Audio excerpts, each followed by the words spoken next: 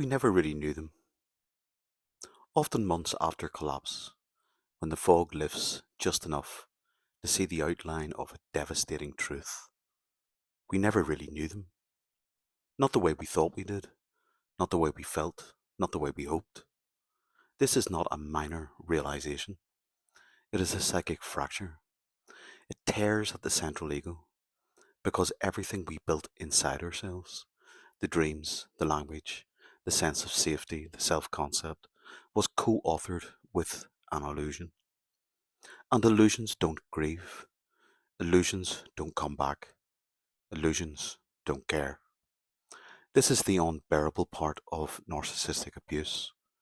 The person we loved was never fully real.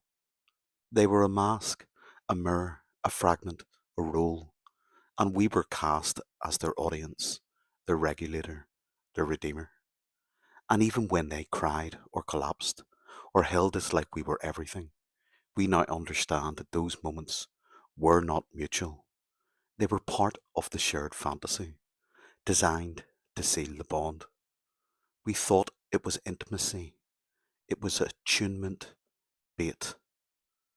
Why it's so devastating? When you lose a real relationship with a grounded, flawed, but authentic partner, you grieve what was. There is a before, a middle, and an after. There's rupture, but there's also reality. When you lose a narcissistic partner, or a parent, or a friend operating under narcissistic structure, you're not just grieving what was lost, you're grieving what never was. You're grieving the projection you placed on top of them, and worse, the projection they placed into you. This double bind is annihilating. It strips the self from within. You thought you had a mutual bond. You didn't. You thought you were being seen. You were being scanned. You thought it was love. It was need, mirrored. You thought it was safe. It was a loop designed to implode. The internal fallout, the most painful part of the collapse, isn't just that they're gone. It's that we stayed inside. We stayed loyal to the version of them we created. We argued with their phantom in our heads. We tried to redeem ourselves to a vanished object. We defended them to others. We defended ourselves to them in their absence. We waited for a text that never came. We looked through old messages. We read the breadcrumbs as proof of hope. We replayed the conversations. We made meaning from cruelty. We doubted our reality again. And when someone asked, why don't you just move on? We wanted to scream. Because how do you move on from a mirage that became your internal compass? Understanding the MPIT frame. In MPIT terms, this moment of realization is a symbolic fracture within the anticipatory shadow reflex, the ASR3. The object of love is gone, but the internalized fantasy remains. This is why it hurts, even when you know the truth. The collapse wasn't just external, it was psychic. You didn't just lose a partner, you lost a self state built around their gaze. And because that gaze was never real, the self state begins to implode. This is reflexive, mirrored, psychic inversion, or MPI, in action. The center collapses, the gaze disappears, the introjects argue inside you. The loop continues in shame, rage, longing, confusion. You become the narcissistic system, but turned inward. You are idealizing and devaluing yourself. You are splitting and self-soothing and shaming. You become your own abuser. But it felt so real.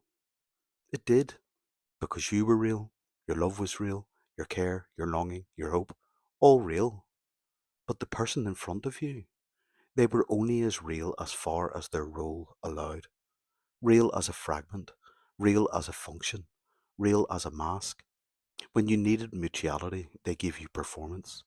When you needed stillness, they gave you stimulation. When you gave your soul, they mirrored it back, not to honour it, but to own it, to reflect it, to regulate themselves with it, and then to annihilate it. Because that's the nature of the gaze in a narcissistic structure. It idealizes, but never loves. It captures, but never holds. It sees just enough of you to bind you, and then shatters you with silence or scorn. I thought they were my soulmate. No, they were your mirror, your echo, your unmet need played back to you. And that's why it's so hard to let go, because it wasn't them you were clinging to. It was your own wish, your own dream, your own hunger for repair. And in that space of psychic collapse, your nervous system believed this is the one chance. This is the moment it all heals. This is where the past ends and the new begins. But the narcissistic structure feeds on that belief. They know how to posture as the redeemer, as the safe other, as the one who will never leave, until they do. The truth that saves you. They were never who you thought they were, and you were never who they made you feel like. The shame, not yours. The collapse, not your fault. The longing, understandable, but not a sign to go back. You must now exit the shared fantasy. You must grieve the version of them that never existed. You must reclaim the parts of yourself that you placed in their hands. You must rescue your gaze from their performance. You must forgive your perception for believing the mirage. Because you were there the whole time, real, feeling, present, authoring love, even when they weren't. And now you must do the hardest thing. Let go of what we never really had. So you can find what was always truly yours. Your gaze, your soul, yourself. Peace out. Loads of love.